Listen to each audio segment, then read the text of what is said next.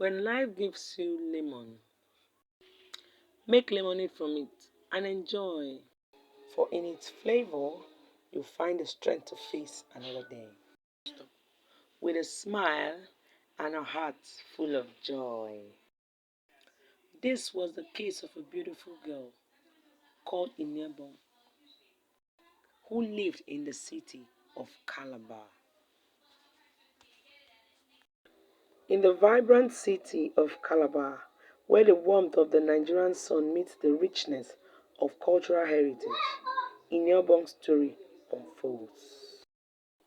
Iniobong was a 17-year-old teenager who lived with her auntie. She sold fruits and vegetables to survive so as to take care of herself and her auntie and her two sons. Iniobong was so industrious, she sold many edibles in season and out of season, and people called her the multi-purpose girl. She sold oranges, mangoes, pineapple, fruits, just to survive and take care of her aunt and her cousins. Among her numerous customers was a young man called Mr. Ekpe, who had a shop in the nearby street close to where she sells.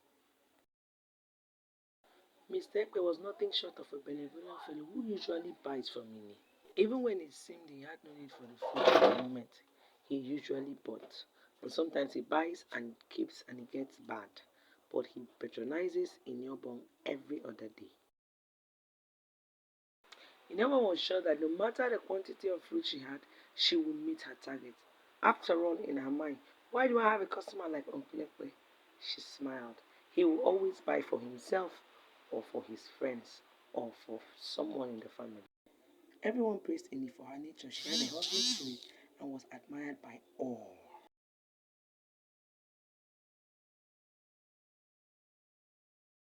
Usually, when Ini goes to supply goods, she doesn't visit, she doesn't go into people's shop. But one fateful day, Mr. Ekpe invited her, Iniobong, into his shop, promising to give her a special payment for her goods. After she was like, unlike Uncle Ekpe, well, let me just go and see what he has to say. And eventually, she went to visit Mr. Ekpe. Trusting him, she entered, and that was when the unthinkable happened. She was violated by her favorite customer. It was as if her world has come crumbling. She could not tell anyone because no one will believe her because Uncle Ekpe was too innocent for such accusations. Who will she talk to? Who will she tell? Nobody will believe. A few months later, she realized she was pregnant. She waited till the pregnancy was obvious and then she went to Mr. Ekpe to tell him what has happened. Mr. Ekpe denied Iniobong and walked her out of his shop. Iniobong cried because it took her so much to even locate Mr. Ekpe's house. Her aunt abused her and sent her out of the house. She got a house with the little she had and catered for herself and her pregnancy.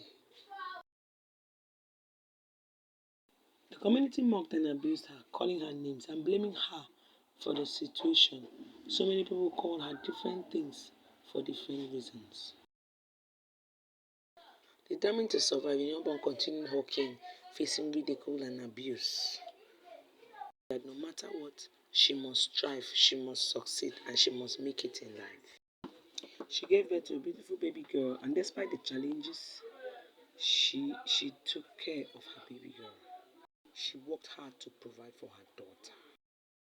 Years passed and Iniobong's determination paid off. She saved enough money, sponsored herself in school, and also in her fruit business, empowering young girls to stand up for themselves. She became a vocal advocate for the right of the girl child, fighting against sexual violence and abuse. Years passed, months passed, and she was strong now. She could face her fears. She could stand for herself.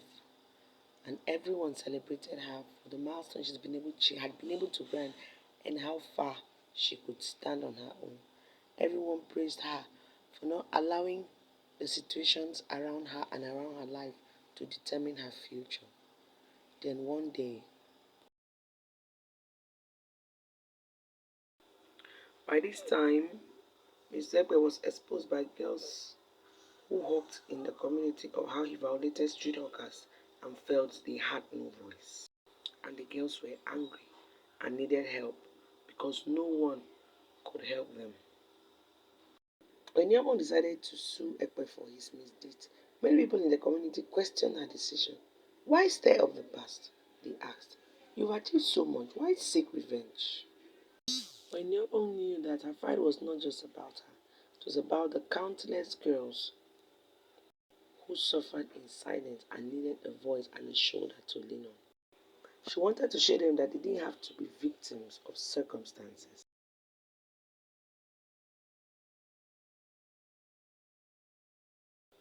With the help of a local NGO, Iniobong finally got her day in court, and Mr. Ekpe was held accountable for his actions. Wow, what a great relief. Iniobong and the girls were so happy that finally justice was served. Iniobong's story spread like wildfire, inspiring many to stand up against injustice. Though she faced opposition, she emerged victorious, proving that even in the darkest moment, there is always hope for a brighter future. Just like Iniobong, you too can win. In the face of that adversity, in the face of that opposition, in the face of that confusion, even when no one is watching, no one is listening, and no one wants to even hear what you have to say, believe, strive, and trust in God that one day He will come true for you. Where there is life, there is definitely hope. Thanks for watching. See you in our next video. Bye.